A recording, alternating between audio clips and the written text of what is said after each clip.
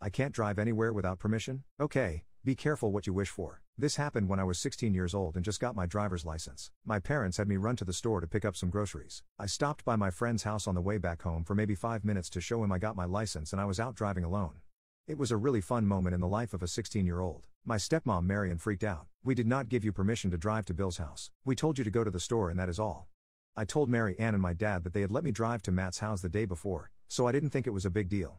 They went unreasonable and laid down the unbendable rule that set up the malicious compliance. You are not allowed to drive anywhere we do not give explicit permission for you to drive. Period. End of sentence. Just because you were allowed to do it previously does not ever give you permission another time. Ever. Fast forward 3 days later. My 13-year-old stepsister has been a jerk to me all day, and I'm sick of her BS. She goes quiet for about 30 minutes and then comes out all sticky sweet. Hey Brian, it's time to take me to ballet. I have taken her to ballet 3 days a week since I got my license. It's basically one of my chores, but I see my opportunity to say screw you to all 3 of them at once. Sorry, Tina, I'm not allowed to take you to ballet. The parents didn't tell me to take you, and I don't want to get in trouble.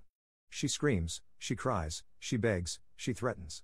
She calls her mom and leaves a message. She calls my dad and leaves a message. Just like Steve Miller says, time keeps on slipping into the future. I'm not sure I'm brave enough to hang on to the bitter end and actually go through with it. I'm shaking, but I know I've got them dead to rights. No call back from the parents and the clock goes on past the start of her class. Stepmom comes home and Tina runs to meet her. Tina, what are you doing here? You're supposed to be at ballet. I hear Tina tell her rendition of the story, leaving out how miserable she had been, and they go back and forth. Marion comes pounding down the hall and yells, as God is my witness, you just wait till your father gets home. I had to stifle a laugh because I never really believed people actually said that.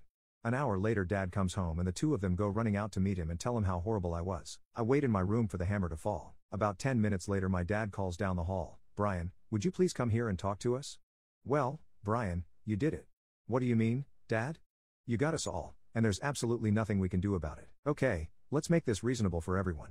And they did. They agreed that they were over the top. They recognized that Tina isn't always very nice to me, and they spoke to her about that. I was allowed to have reasonable freedom if I was driving somewhere, since I had good grades and had never been in trouble. I walked down the hall back to my room, my back to my parents, with the world's biggest grin on my face.